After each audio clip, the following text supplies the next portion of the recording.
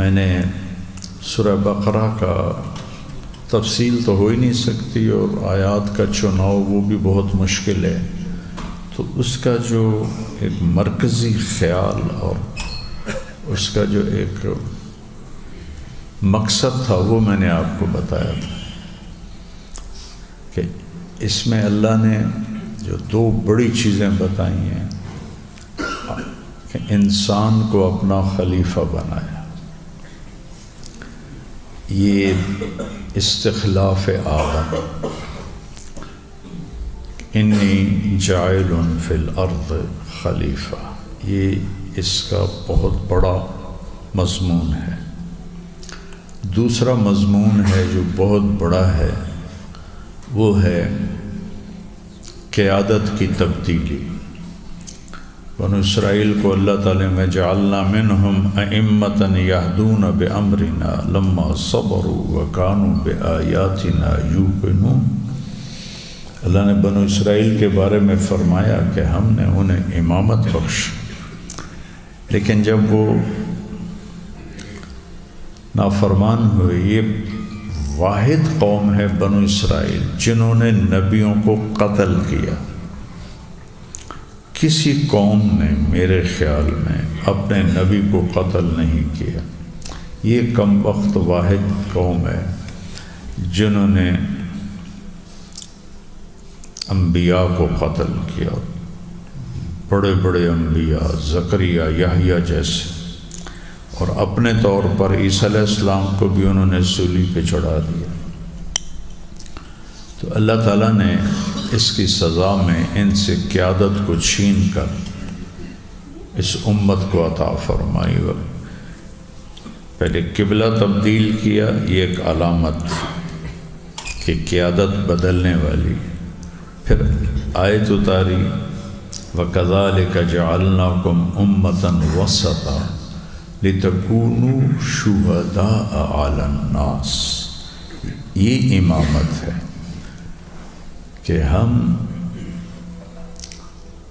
لوگوں کے سامنے اللہ کی وحدانیت کی گواہی دیتے ہیں،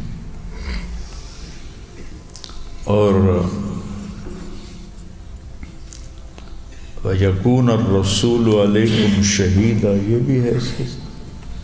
اب ہم سچے گواہ ہیں یا غلط گواہ ہیں؟ ایک آدمی دعویٰ کرتا ہے تو اس کے لیے اگر گواہ بھگت جائیں تو وہ دعویٰ سچا ہو جاتا۔ تو ہماری گواہی سچی ہے، اس پر اللہ نے اپنے نبی کو گواہ بنایا ہے، جن سے بڑا کوئی گواہ نہیں۔ تو ایک اس کی ذمہ داری کیا ہے؟ وہ آل عمران میں کنتم خیر امت اخرجت للناس، تمہیں نکالا گیا ہے لوگوں کے لیے، اخرجت للناس۔ کیا ذمہ داری ہے؟ تأمرون بالمعروف وتنہون عن المنکر وتؤمنون باللہ۔ اتنی بڑی ذمہ داری اللہ نے، جو وَلْتَكُمْ مِنْكُمْ أُمَّةٌ يَدْعُونَ إِلَى الْخَيْرِ وَيَأْمُرُونَ بِالْمَعْرُوفِ وَيَنْهَوْنَ عَنِ الْمُنْكَرِ وَأُولَئِكَ هُمُ الْمُفْلِحُونَ۔ اس بھولے بسرے سبق کو مولانا الیاس صاحب نے زندہ کیا۔ خانقاہی نظام چل رہا تھا، جو آئے گا فائدہ اٹھائے گا۔ مدرسوں کا نظام چل رہا تھا، جو آئیں گے فائدہ اٹھائیں گے۔ واعظ و نصیحت کے خطاب ہوتے تھے، جو آئیں گے وہ نفع اٹھائیں گے۔ لیکن جب ایک ایسا دور آیا کہ آنے والے برائے نام رہ گئے، اور نہ آنے والوں کا ایک جمع غفیر، ان کا کیا کیا جائے؟ ان کے لیے ہے نبیوں کا طریقہ۔ نبیوں نے نہ مدرسہ بنایا، کیا عجیب بات ہے، نہ کتاب لکھی، نہ خانقاہ بنائی.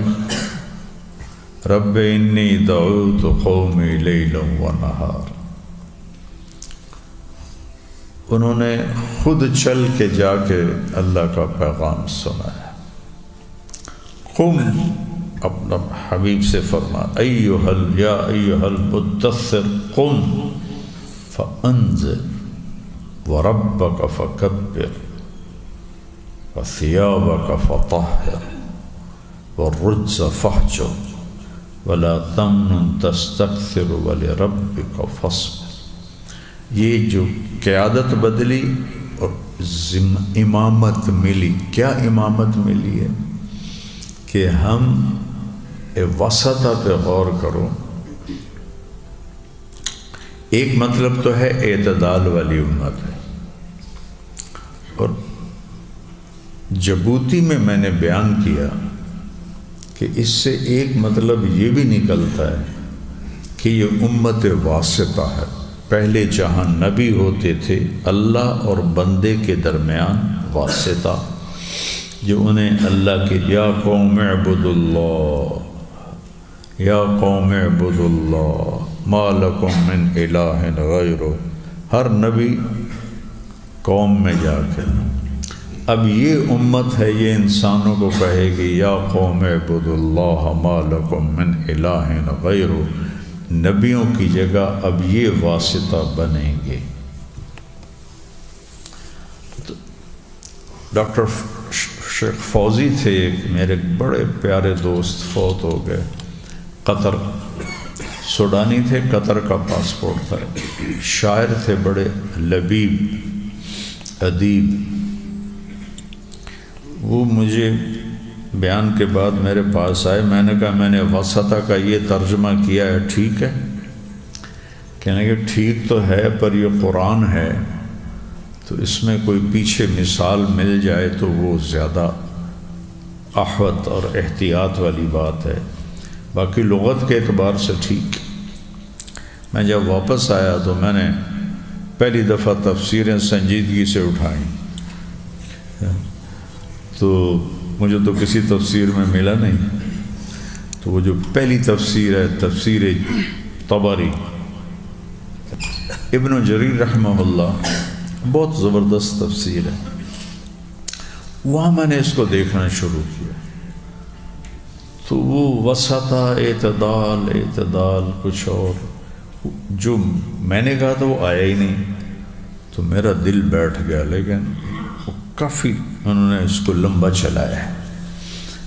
سب سے آخر میں انہوں نے یہ مطلب بیان کیا کہ یہ امت وسطہ ہے اللہ اور بندوں کے درمیان. تو پھر مجھے تسلی ہو گئی کہ رب رمیۃ من غیر رامن بھی تو ہوتا ہے نا، کبھی اندھے کا تیر بھی چل جاتا ہے. تو مجھے بہت خوشی ہوئی کہ اللہ نے مجھ سے صحیح کہلوایا. یہ امامت ہے، یہ قیادت ہے. یہ بیچ میں پھر جب حکومتیں آئیں تو سیاست چھا گئی، آپس کی لڑائیاں شروع ہو گئیں، اور یہ قیادت و امامت بھول گئی. علماء اپنے طور پر، ایسا نہیں کہ کبھی دعوت مٹی ہو. اس زمانے کے علماء، آج کے وہ وسائل ہی نہیں تھے کہ وہ ایک جگہ بیٹھ جائیں، لوگ آئیں. انہیں چل کے دعوت دینی ہوتی تھی. تو ابن جوزی رحمہ اللہ کے ہاتھوں 20,000 لوگ مسلمان اور 1,00,000 لوگوں نے توبہ کی.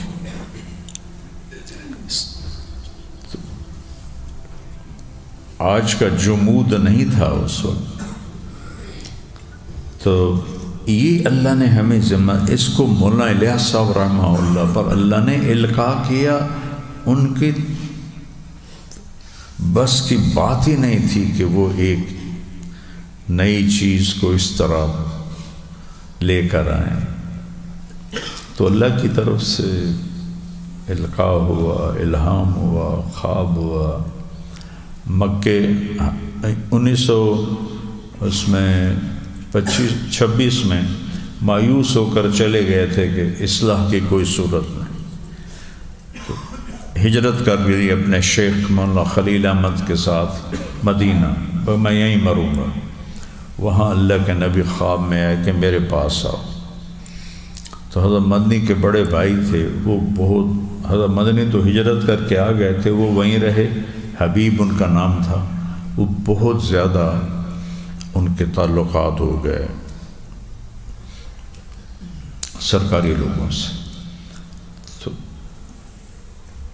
مولانا الیاس صاحب نے وہ خواب ان کو سنایا، انہوں نے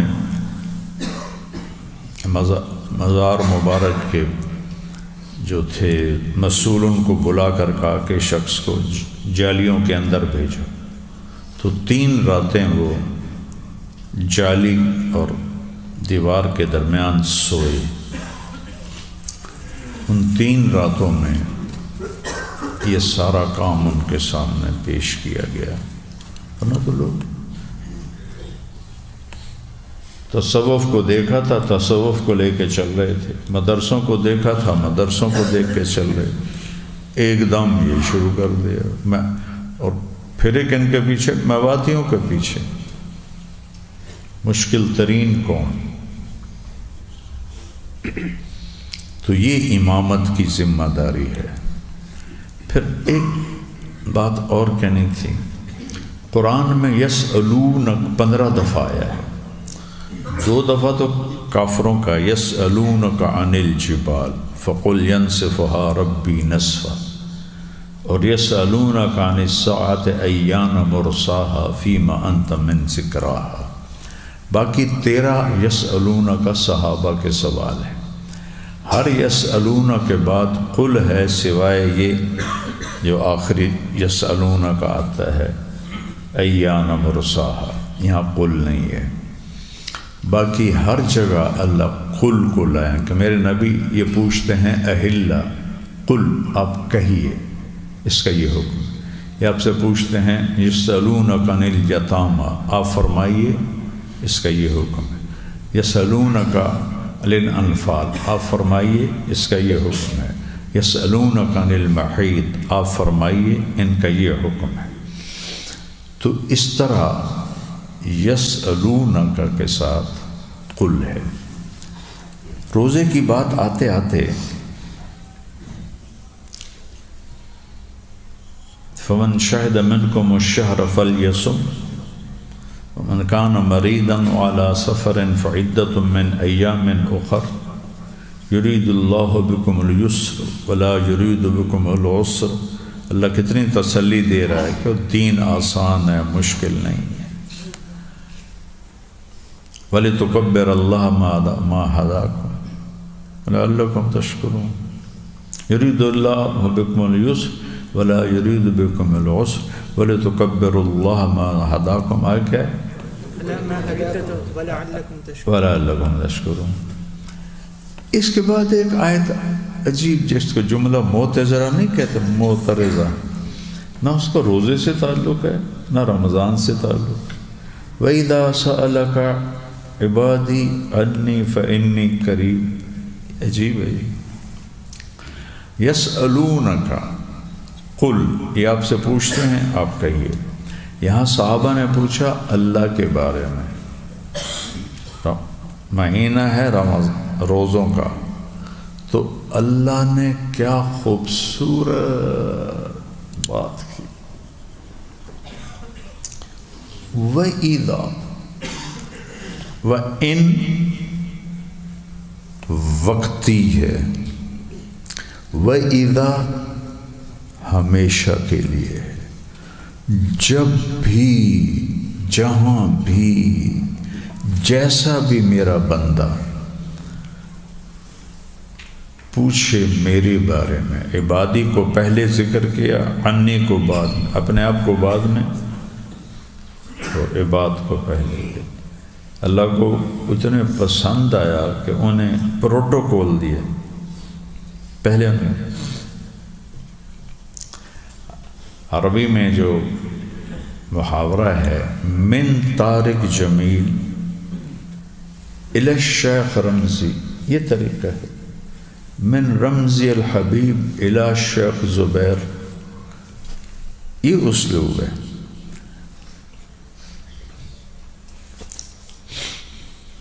جب کسی کو عزت دینی ہوتی ہے تو اس کو پہلے ذکر کرتے ہیں، اپنے آپ کو بعد میں۔ جب سالاران لشکر اللہ کے نبی کے زمانے میں جہاد ہو رہا تھا، تو جب خط لکھتے تھے اللہ کے نبی تو من خالد بن الولید الی رسول اللہ نہیں ہوتا تھا، الی رسول اللہ من خالد بن الولید یہ ہوتا تھا۔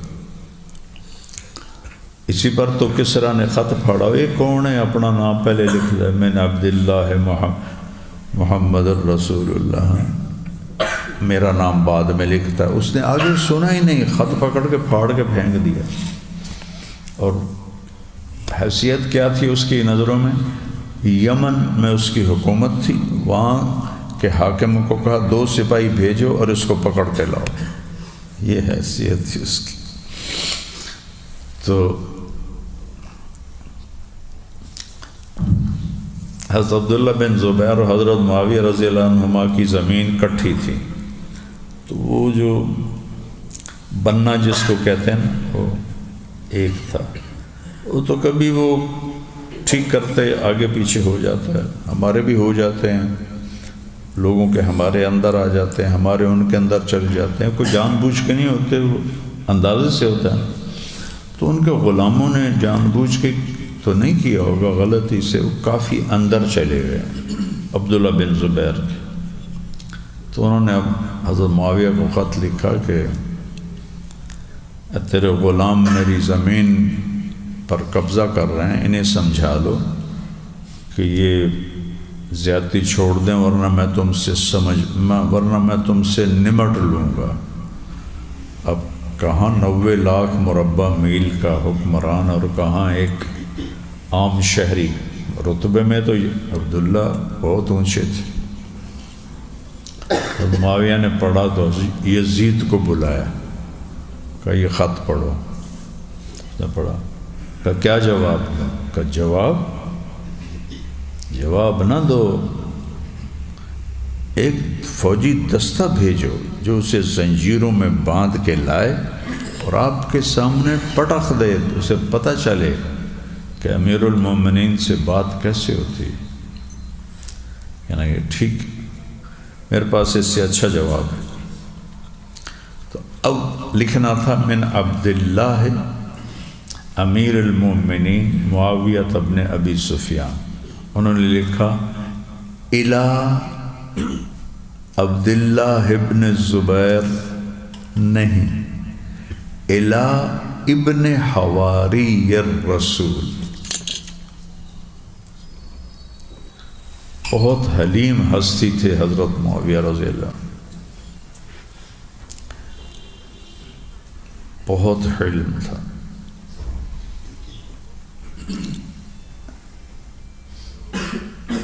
من عبد اللہ امیر المومنین معاویہ بن ابی سفیان۔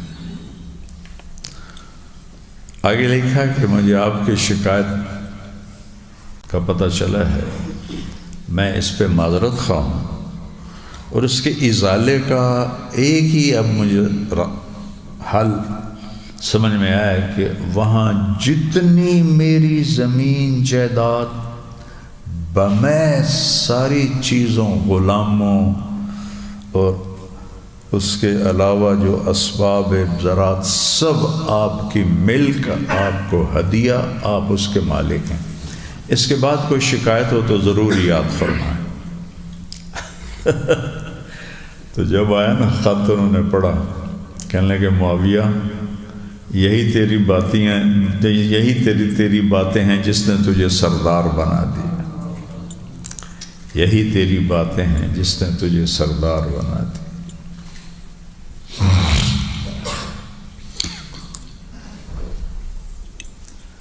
تو وَإِذَا سَأَلَكَ عَنِّي، نہیں عبادی، عنی۔ ایک تو یہ اللہ نے آپ کو کتنی عزت دی، دوسرا ہے قُلْ إِنِّي قَرِيب میرے نبی ان سے کہیے کہ میں قریب ہوں۔ وہ یہاں اللہ نے اپنے نبی کو بیچ میں سے ہٹا دیا، کہا میرے محبوب ان کا میرے بارے میں پوچھنا مجھے اتنا اچھا لگا ہے، آپ پیچھے ہٹ جائیں، میں خود جواب دوں گا۔ میرے بندے میں حاضر ہوں، فإنی قریب، میں حاضر ہوں۔ سبحان اللہ، میں موجود ہوں، فإنی قریب، میں تیری قریب ہوں۔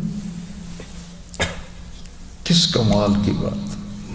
میں طلحہ سے کہوں بھائی بلال کدھر ہے، اس سے تو نہیں پوچھا، آپ سے پوچھا، آپ کے بجائے بلال خود کہے مول صاحب میں حاضر ہوں، تو یہ ایک عزت، میرے لیے عزت کی بات ہے نا کہ اس نے بیچ میں واسطے کو ہٹا دیا۔ میں نے تو واسطے سے پوچھا تھا کہ جی میں حاضر ہوں، یہاں اللہ نے یہ کیا، میرے نبی یہ میرے بارے میں پوچھ رہے ہیں، آپ پیچھے ہٹ جائیے، میں خود جواب دیتا ہوں۔ فإنی قریب، آنا بھی نہیں کہا، انی، شک نکال دو، میں یقیناً تمہارے قریب ہوں، نیڑے ہوں، نیڑے۔ کیا کرتا ہوں؟ اجیب دعوت الداعی۔ اچھا، دعا ہوتا ہے بار بار پکارنا، اور دعوتاً ہوتا ہے ایک دفعہ پکارنا۔ تو یہاں دعوتاً پر الف لام لگایا، مضاف مضاف الیہ بنایا، دعوت داعی مضاف الیہ معرفہ ہے تو یہ نکرہ بھی معرفہ ہو گیا۔ اس کو معرفہ کیوں بنایا ہے؟ جس نے زندگی میں ایک دفعہ مجھ سے مانگا نا، مجھ سے بات کی، اور ایسے پتہ نہیں کتنے مانگنے والے، میں سب کی دعا کو سمجھتا ہوں، سب کی پکار کو سمجھتا ہوں۔ کیا بولا یہ کہنے کی ضرورت نہیں مجھے، ایک دفعہ بھی جو پکارے گا نا اس کو بھی جواب دوں گا۔ پھر الداعی، ٹھیک۔ اب تو تمہارے استاد بھی تمہارے نام نہیں جانتے ہوں گے، تم اتنے ہو گئے ہو، تو پرچی جب آتی ہوگی یہ دفتر میں تو یہ نام سے پہچان نہیں سکتے ہوں گے، بلائیں گے بھئی کون ہے عبد الرحمن، اس کو بلاؤ بھئی، جب وہ آئے گا اس کی شکل دیکھیں گے پھر پہچانیں گے، ایسے ہی نہیں 250-300 بیٹھے ہوئے، اور میرا اللہ کہہ رہا الداعی، پکارنے والے پر الف لام یعنی معرفہ۔ معرفہ کا مطلب ہے کہ میں پکارنے والے کو بھی جانتا ہوں، اس کی پکار کو بھی جانتا ہوں۔ اچھا، اس نے مجھے ایک دفعہ پکارا، دعوت الداعی، کیا اللہ نے محبت کا اظہار کر دیا۔ ساری زندگی نہ پکارے اور ایک دفعہ کہے یا اللہ، تو اللہ کہتا میں تمہیں جانتا ہوں۔ ہم اپنے شاگردوں کو نہیں جانتے۔ ہمارا ایک نوکر تھا، چاچا غلام محمد جلاحہ تھا، تو اس کے رات کو کوئی بچہ نہیں ہوتا تھا تو بیگم سے کہتا تھا ایک پتر خسدہ پیار، یعنی نظر نہیں آ رہا ہے، نام نہیں یاد ہوتا تھا اس کو، اپنے بچوں 5-6 بچے تھے، ان کے نام یاد نہیں تھے اس کو، کوئی نہیں اپنی چوکی دے گیا، اور اللہ 7 ارب تو آ جائیں، خربوں پہلے ہیں، پچھا تھا ہوں 7 ارب نہیں ہم دے، ٹائم تھوڑا ہی ہے۔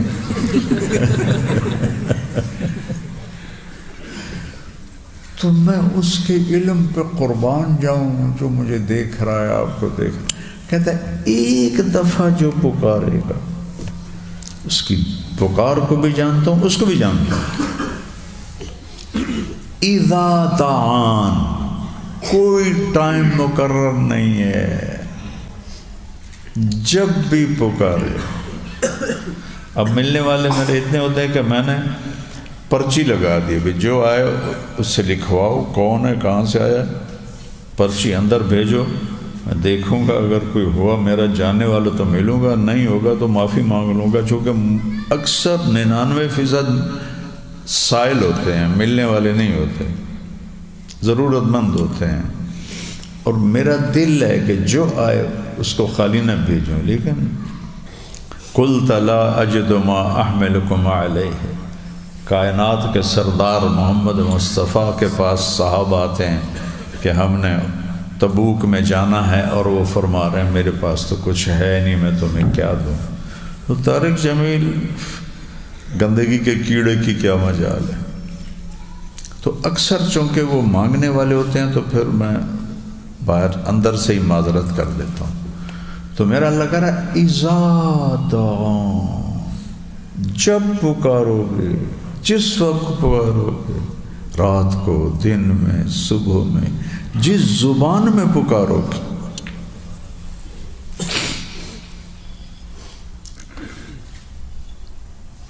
یہ روزے کے ساتھ اس کا تعلق ہے کہ روزہ آپ کو اللہ کے اتنا قریب ہو جاتا ہے کہ بیچ میں واسطے کو بھی اللہ ہٹا کے آمنے سامنے ہو جاتا ہے۔ تو اللہ نے کہا فَلْيَسْتَجِيبُوا لِي، ایک کام تم کرو، فَلْيَسْتَجِيبُوا بھی نہیں کہا، لی کہا ہے، پھر تم میری خاطر، میری بھی تو سنو، میری خاطر، جسے ماں کہتی ہے بیٹا میری خاطر ہی یہ کام کر لو، اللہ کہہ رہا وہ میری خاطر تم میری بات پہ لبیک کہہ دو۔ پھر آگے عقیدہ تھا تو وہاں ذمہ داری لائے فَلْيُؤْمِنُوا بِی، اور مجھ پہ ایمان لاؤ، کیا ہوگا؟ رشد ملے، سیدھے مجھ تک پہنچو گے اور میں تمہارا ہاتھ پکڑ کے جنت میں پہنچا دوں، وہاں حور تمہارا ہاتھ پکڑ کے چومے گی، تمہارے سر سے پاؤں تک گڑگڑ ہونے لگ جائے گی۔